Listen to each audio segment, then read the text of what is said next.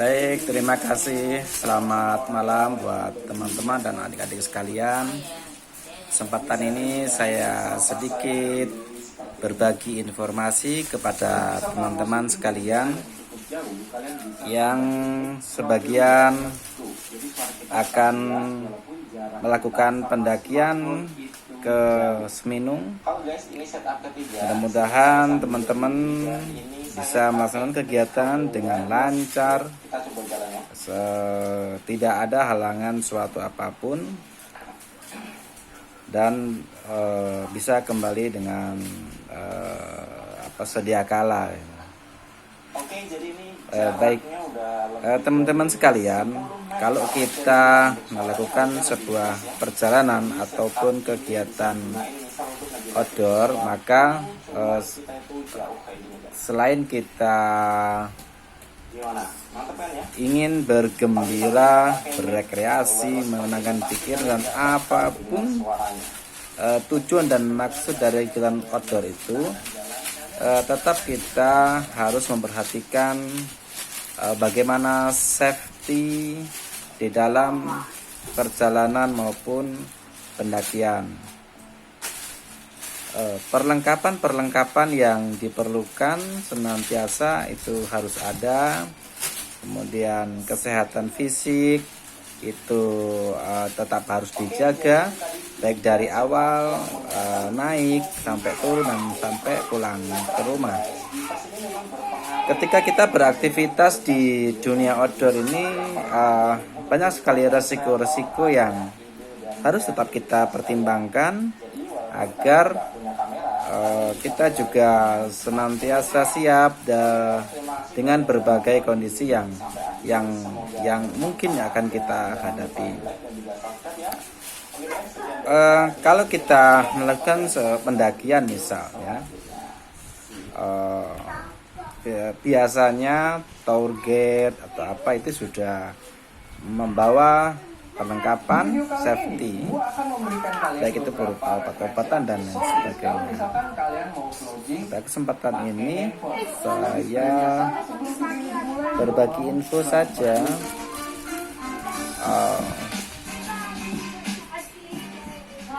dasar ya, tentang survival atau bertahan hidup. Teman-teman sekalian, bahwa suatu kondisi survival itu adalah suatu kondisi yang tidak kita harapkan, tapi kondisi tersebut bisa kita alami kapan saja dan di mana saja. Salah satunya adalah ketika kita melakukan pendakian. Bisa saja misalnya kita terpisah dari rombongan, tersesat, terjadi kecelakaan misalnya, mudah-mudahan enggak ya, kita bisa selamat semua. Maka pemahaman tentang survival itu perlu kita miliki. Teman-teman dan sahabat sekalian, bahwa kalau kita berkegiatan di alam itu berlaku di sana ya hukum-hukum alam. Makanya misalnya gini, kalau di outdoor survival itu kita mengenal dengan istilah rule of three. Jadi di dunia survival, di kalangan ahli para survival itu dikenal dengan istilah rule of three atau aturan 3, yang ini diambil dari hukum alam. Apa itu? Yang pertama adalah manusia secara umum, dari penelitian dan pengalaman para pakar, bahwa manusia itu dapat bertahan hidup 3 minggu itu tanpa makanan. Walaupun ada juga yang mungkin bisa bertahan lebih dari 3 minggu ataupun kurang dari 3 minggu. Tapi secara umum batas maksimal manusia untuk bisa bertahan hidup tanpa makanan itu adalah 3 minggu. Yang kedua adalah manusia bisa bertahan hidup 3 hari itu tanpa minum. Walaupun ada juga yang lebih dari 3 hari tanpa minum masih bisa bertahan, ataupun yang kurang dari 3 hari itu sudah tidak bisa bertahan lagi atau kolaps. Secara umum seperti itu. Terus yang selanjutnya adalah secara umum manusia bisa bertahan hidup 3 jam tanpa perlindungan di kondisi cuaca ekstrim, baik itu sangat dingin ataupun kondisi sangat panas. 3 jam. Kemudian yang selanjutnya adalah manusia bisa bertahan hidup 3 menit tanpa udara, tanpa oksigen. Kemudian yang terakhir, manusia bisa bertahan hidup hanya 1 detik tanpa harapan. Oke ya. Baik. Nah, dari kondisi hukum alam seperti itulah para pakar, para ahli yang bergerak di bidang survival membuat yang namanya prioritas. Jadi ketika kita mengalami suatu kondisi survival, maka kita harus menentukan prioritas mana yang harus didahulukan dan mana yang harus kita bisa prioritaskan berikutnya. Dari rule of 3 tadi, maka prioritas yang pertama adalah positive mental attitude atau kemampuan kita untuk berpikir positif dalam situasi survival. Karena apa? Ketika kita mengalami suatu kondisi survival, maka di situ banyak sekali hambatan, tekanan-tekanan, stresor, sehingga kita bisa panik, ketakutan, kelelahan, dan lain sebagainya. Makanya prioritas yang pertama itu adalah positif mental attitude atau berpikir positif. Yang kedua adalah safety first atau first aid atau kemampuan pertolongan pertama. Ini misalnya ketika ada teman kita misalnya terjadi gagal napas, kemudian luka dan lain sebagainya, maka itu harus didahulukan. Karena apa tadi? Kalau kita lihat dari hukum alamnya kan manusia itu hanya 3 menit tanpa oksigen ya kolaps. Makanya prioritas yang kedua adalah kemampuan pertolongan pertama.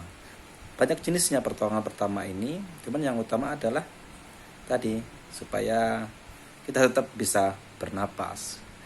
Walaupun hal-hal lain kalau misal berbicara tentang prioritas yang kedua ini, misalnya kemampuan kita untuk melakukan RJP, resusitasi jantung paru, dan pengobatan mandiri lainnya.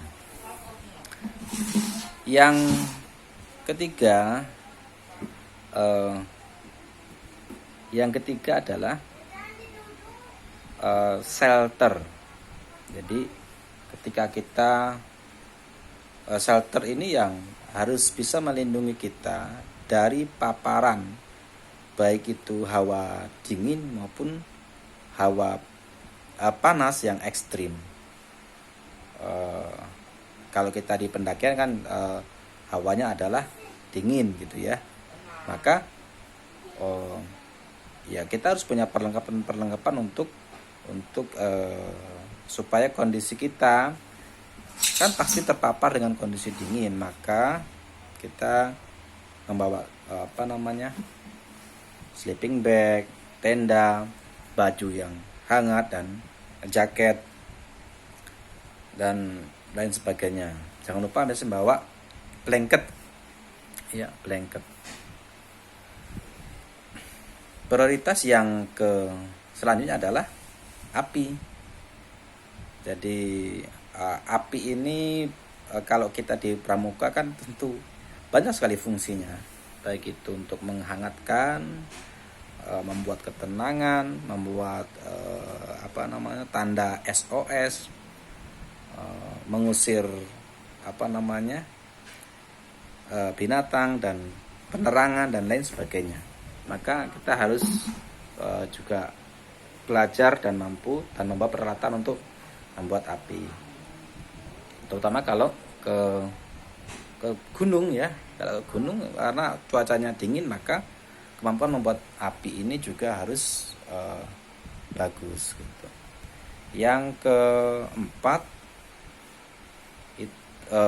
kelima, itu prioritas kita adalah signaling atau kemampuan kita untuk memancarkan tanda. Jadi kalau dari tujuan survival sendiri adalah ketika kita mengalami suatu kondisi survival, tujuan kita adalah apa? Ya keluar dan lepas dari kondisi survival itu untuk kembali ya hidup normal, kan seperti itu. Kalau tersesat ya kita bisa ditemukan dan kembali ke peradaban. Signaling ini ya banyak sekali. Bagaimana supaya kita bisa ditemukan? Misalnya gitu, kalau kita naik gunung, tenda kita itu kan warnanya ya cari yang cerah-cerah gitu. Jangan bawa yang hijau lumut ataupun loreng kamuflase. Maka cari yang cerah-cerah. Tas itu cari yang warna cerah juga. Pakaian baju itu juga yang cerah gitu. Jadi kalau ada apa-apa kita bisa dilihat dari kejauhan dan mudah ditemukan. Jangan memakai misalnya pakaian loreng atau hijau lumut tadi. Kalau pakaian loreng kamuflase kita hilang di hutan, maka nggak bisa ditemukan gitu ya. Itulah bedanya survival sipil dengan survival militer. Kalau militer kan dia survival supaya tidak terlihat gitu ya. Tapi kalau kita sipil ini ya survival bagaimana kita mudah ditemukan kan itu. Yang selanjutnya setelah kemampuan survival itu adalah air. Jadi kita senantiasa harus menemukan sumber air gitu ya. Kemampuan kita untuk menemukan sumber air, baik itu di sungai atau dan mengolahnya ya, dapat air disaring, dimasak gitu ya. Nah, yang selanjutnya adalah makanan gitu ya, untuk ya kita bertahan dan berusaha untuk keluar dari